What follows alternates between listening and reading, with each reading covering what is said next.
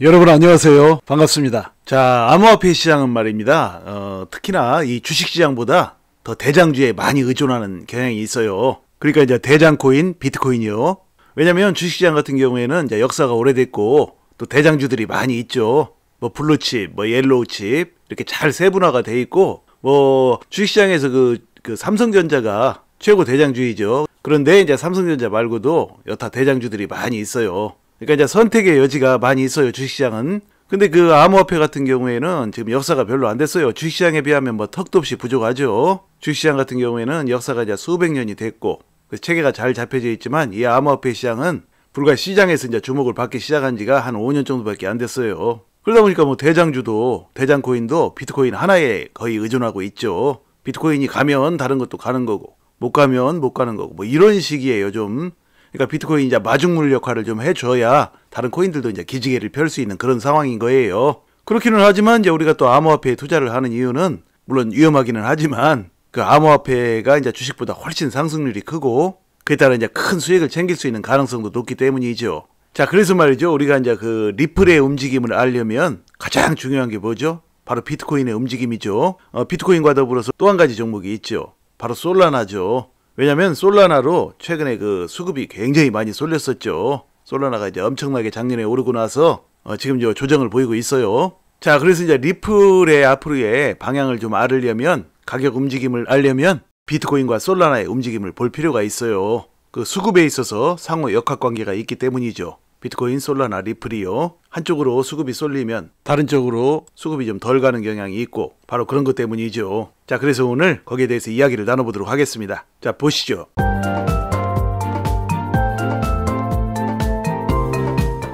자, 그러니까 이제 리플에 대해서 이제 설명을 드리기에 앞서서 앞에서 말씀드렸던 대로 이 비트코인의 움직임이 중요하죠. 비트코인 잠깐 말씀드리고 그리고 또 중요한 솔라나도 말씀드릴게요. 이 두 종목의 움직임을 어느 정도 알아야 우리 리플의 향후 움직임과 가격 전망을 알 수가 있겠죠. 그래서 잠깐 말씀드릴게요. 자, 먼저 비트코인부터 보시면 비트코인 곧 7천만 원 찍겠는데 지금이라도 뭐 웅비하는 비트코인에 깊어지는 투자자의 고민 뭐 이런 제목으로 이제 기사가 있었어요. 자, 그러니까 지금 그 비트코인을 가지고 계신 분들 있죠. 가지고 계시는 분들이 지금 엄청나게 지금 고민을 하고 있죠. 왜냐면 지금 이제 내일이죠. 내일 이제 비트코인 그 승인하는 거, 현물 ETF 승인하는 거요. 그거가 승인이 되면 좋겠지만, 아니 뭐 승인이 된다고 해도 또 뭐 그 승인하고 나서 잠시 올랐다가 다시 하락할 수도 있고, 아니면 승인 발표하고 나서 이제 또 바로 하락할 수도 있고, 뭐 시장에서 그런 얘기들이 많이 있죠. 게다가 또 만약에 이제 내일 비트코인 현물 ETF가 이제 승인이 거절이 된다. 아니 연기가 된다. 뭐 이렇게 되면 바로 또 상당폭 하락을 할 것이고 뭐 이런 생각을 하다 보니까 이제 고민이 상당히 많아졌어요.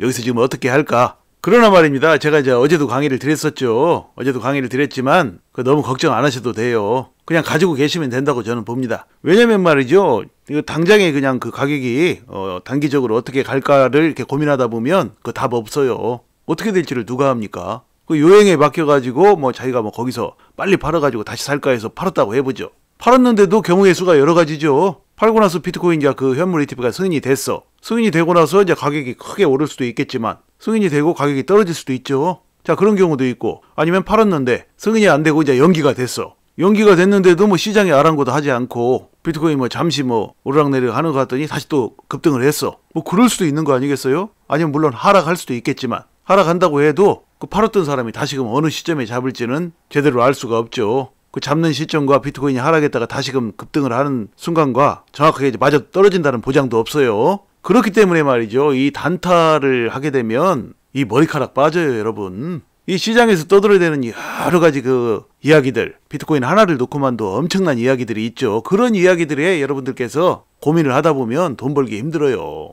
제가 말씀드렸던 대로 말이죠. 이 비트코인이 뭐 승인이 되든 뭐 연기가 되든 거기에 따라서 이제 그 어떤 우여곡절이 있겠죠. 잠시 오르락내리락 할 수는 있겠지만 큰 그림을 봐야 돼요. 여러분께서. 큰 그림은 뭡니까? 비트코인 현물 ETF 승인권은 말이죠. 초유의 사건이에요. 사상 초유의 사건이요. 그동안 비트코인이 탄생한 이래로 암호화폐가 시작된 이래로 사상 초유의 사건이라고요. 그러니까 사상 초유의 사건이란 얘기는 뭐냐면 그동안에 이제 비트코인에 대해서는 이 투자하는 사람들 말고는 이 전 세계에 있는 수많은 사람들이 비트코인에 대해서는 어떻게 접근할지를 잘 몰라서 투자를 못하는 사람들이 엄청나게 많아요. 또는 이제 비트코인 암호화폐에 대한 부정적인 생각들을 가지고 있어서 접근하지 못하는 사람들도 많고요. 자, 이런 사람들이 비트코인 현물 ETF가 승인이 돼서 그 전통 자산 운용사들이 이것을 취급하기 시작하면 그거에 대한 신뢰도가 높아진다는 얘기죠. 신뢰도도 높아지고 접근성도 높아지고요. 그래서 그동안 망설이고 있던 사람들, 그들이 그 자산운용사를 통해서 이 비트코인을 앞으로 이제 너도나도 매수하게 되는 것은 불을 보듯 뻔한 일이에요. 그러면 수요가 많아진다는 얘기가 되죠. 그동안의 비트코인 수요보다 이 비트코인 현물 ETF가 이제 승인이 되면서 그 수요가 갈수록 늘어나게 된다는 얘기예요.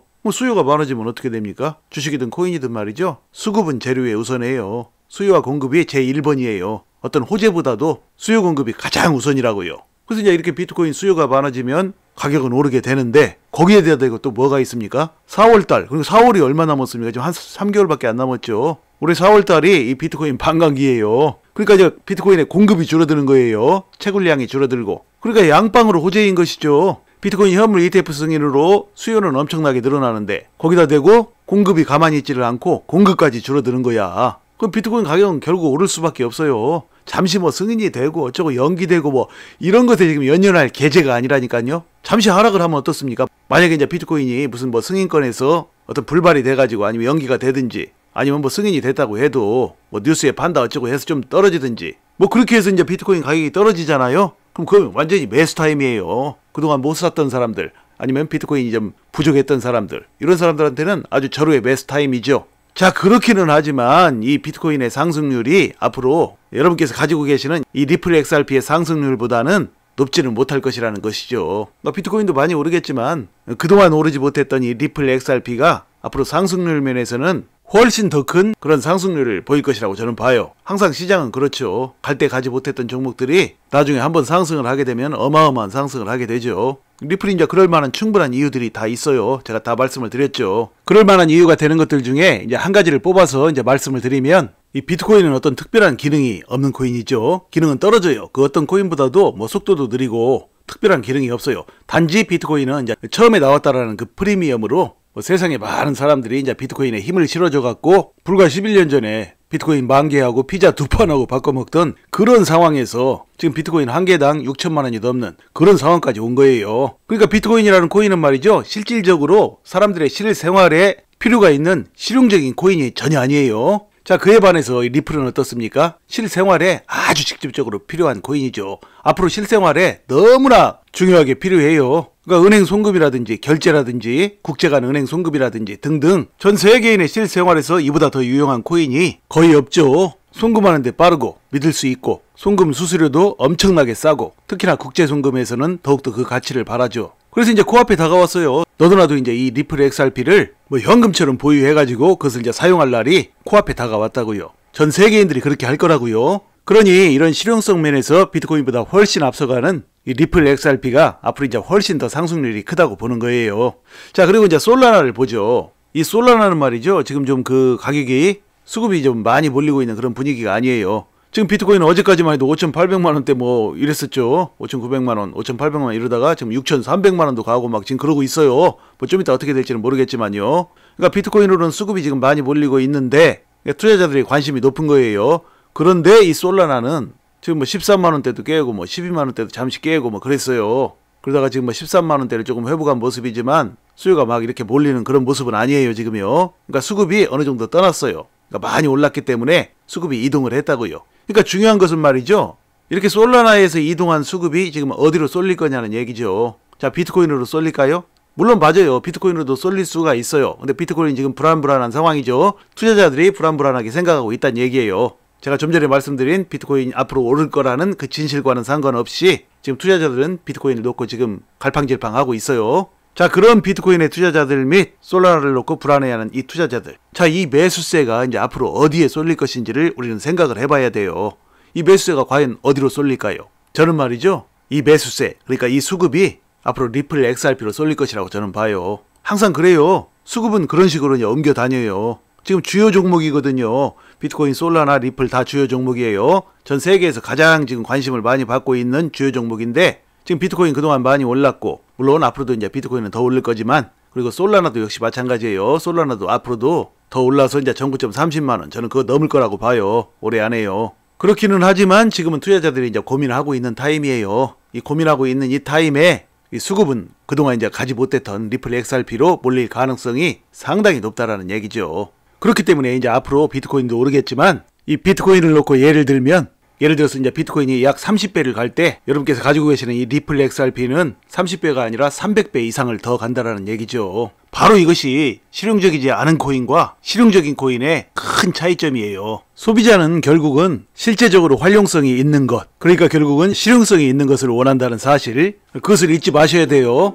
리플은 앞으로 이제 여러분께서 한 번도 못 봤던 그런 가격을 향해서 줄기차게 이제 나아갈 것이라고 저는 봅니다. 부디 이제 여러분께서 이제 앞으로도 차분하고 지혜로운 투자로 앞으로도 여러분의 인생을 바꿀 만한 멋진 수익들을 내시기를 간절히 소망합니다. 자, 이야기를 마칩니다. 여러분 시청해 주셔서 감사드리고요. 항상 건강하시고 행복하세요. 감사합니다.